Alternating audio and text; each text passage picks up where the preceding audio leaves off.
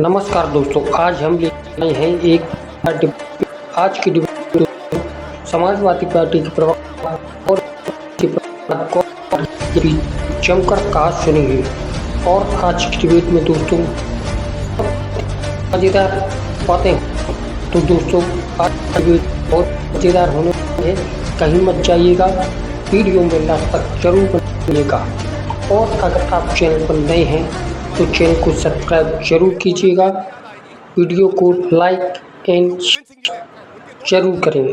तो दोस्तों चलिए डिबेट शुरू करते हैं। बता दिया, लेकिन ये सब जो ये इनको ग्राउंड मिला है ना, ये सब भाषणबाजी का, वो अबू आजमी ने दिया है और वहां से निकला हुआ ना उनसे, हमें उन्हीं से पूछो। वो अखिलेश यादव तो कह रहे हैं उनकी मैं उन्हीं से अभिव्यक्ति पूछ की रही आजादी हूँ। है। बोले भैया बोले। अब देखिए अभी संवाद शुरू नहीं हुआ कि बेचैनी और व्यग्रता दिखने लगी। अरे अपने बोले हो तो दूसरे को भी सुन लो।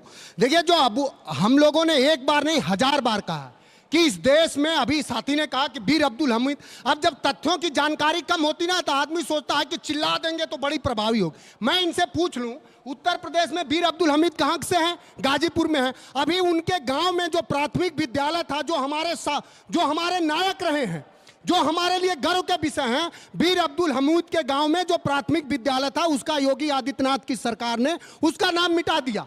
मैं चाहूंगा कि थोड़ा धैर्य रखिए और थोड़ा साहस करिए। योगी आदित्यनाथ जी से पूछिए कि वीर अब्दुल हमीद का नाम उनके प्राथमिक विद्यालय से उनके गांव में क्यों हटा दिया गया। ये नहीं पूछ पाएंगे क्योंकि योगी आदित्यनाथ जी से तो सवाल कर नहीं पाएंगे।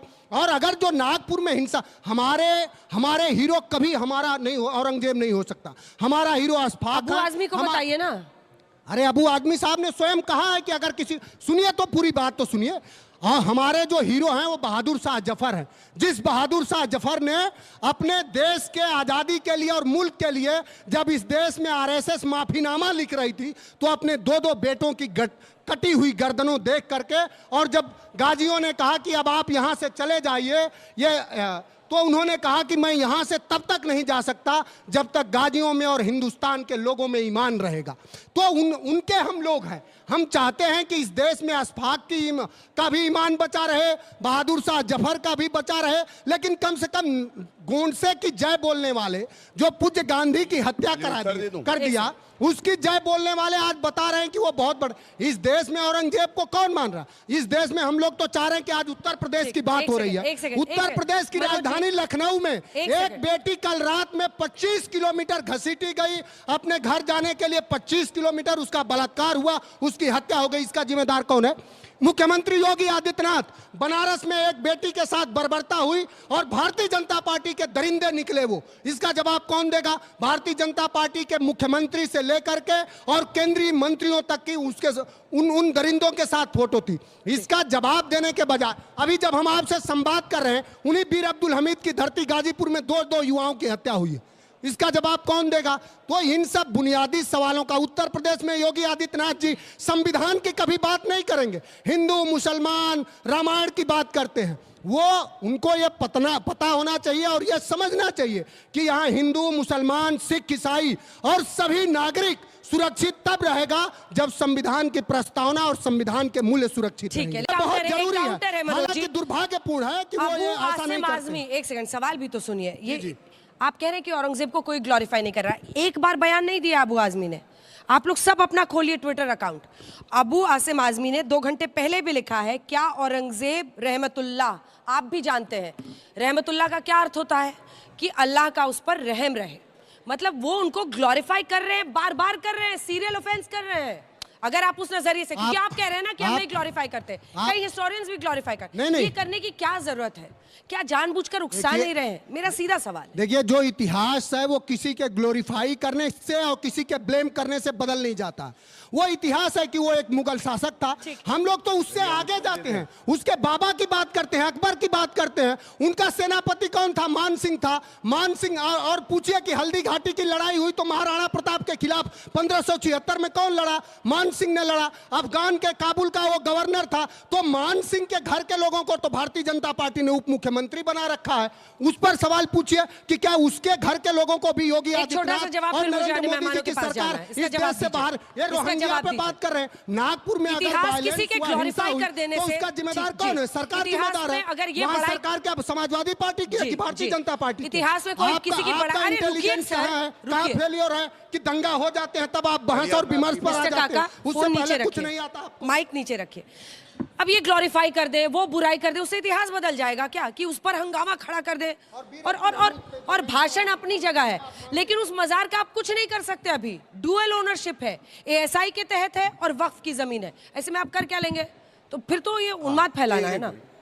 अंजना जी, आपने मुझसे कहा क्या इतिहास बदल जाएगा, तो सबसे पहले तो मैं ये कह दूं, आदमी वो नहीं जो हवा के साथ चल दे, आदमी तो वो है जो हवा का रुख बदल दे, और ये मोदी जी और योगी जी है।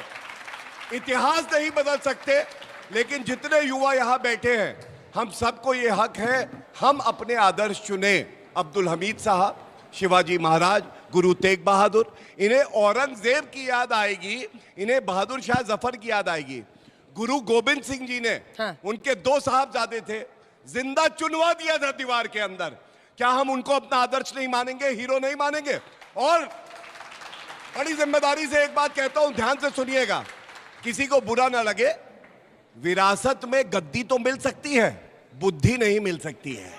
और आनंद दुबे जी, अब हो गया सर, अब हो गया। आनंद दुबे जल्दी छत्रपति तो बहुत तेज छत्रपति संभाजी महाराज की जय। बहुत तेज चुभेगा। उसी विरासत से अस्तित्व बनाने वाले लोग आज विरासत की बात कर रहे हैं। तथ्यों पे उसी विरासत से अस्तित्व बनी है। बोल रहे थे। जो आज अस्तित्व है वो उसी विरासत की है। भैया पर्सनल मत बनाइए, ट्यूनिंग थोड़ी खराब। पर्सनल नहीं कर रहा हूँ, बिल्कुल नहीं कर रहा हूँ। अगर वो नहीं करेंगे तो नहीं करूंगा, करेंगे तो करूंगा।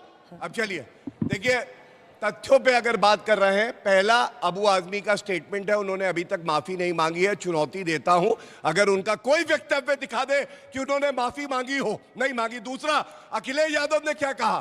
अखिलेश यादव ने कहा कि अभिव्यक्ति की आजादी है, मैं क्यों उनको निकालूं पार्टी से? इसका मतलब अखिलेश यादव के इशारे पे किया। और वजह क्या है? औरंगजेब ने अपने बाप को, जब वो जिंदा था, जेल की सलाखों के पीछे डाला, और अखिलेश यादव ने अपने पिताजी को कुर्सी से हटवा दिया। औरंगजेब आदर्श है, इसीलिए ऐसा हुआ। अब जवाब दीजिए, क्योंकि आपके नेता पर का है। रुक जाइए। देखिए अंजना जी, अब बहुत ध्यान से, जो लोग जो मंद बुद्धि लोग होते हैं ना, इसीलिए उनको कुछ पता नहीं होता। मैं सारे नौजवानों से जानना चाहूंगा, इस देश में बहुत सारे शासक हुए, बिंबिसार हुए, बिंबिसार की हत्या किसने की? वो उनके पुत्र अज्ञात शत्रु ने करा। अज्ञात शत्रु की हत्या किसने करी? उसके पुत्र ने करा। अगर आप कलिंगा युद्ध के बात करें और कलिंगा युद्ध से पहले की बात करें, तो सम्राट अशोक जैसे लोग भी, इस देश में बहुत सारे लोग अपने गुरुओं को एक तरफ लगा करके छत्रपति संभाजी महाराज की हत्या करना कोई बड़ी बात नहीं थी। इस देश में गांधी की हत्या किसने करी? आज इस देश के नौजवानों के भविष्य की हत्या कौन कर रहा है? रहमतुल्लाह वो बार-बार लिख रहे हैं। जवाब तय कीजिए, आप इधर खड़े हैं, जवाब जरा पूछिए। अब शांत हो जाइए, शांत। छत्रपति संभाजी महाराज की जय। अंजना जी, कुछ पंक्तियां उनकी शान में पढ़ता हूं। तू माटी का लाल है, कोई कंकड़ या धूल नहीं, तू समय बदल कर रख देगा, इतिहास लिखेगा भूल नहीं। तू भोर का पहला तारा है, परिवर्तन का एक नारा है, और ये अंधकार तो कुछ पल का है, फिर सब कुछ तुम्हारा है। हमारी सनातनी परंपरा खत्म। Bye bye, Tata.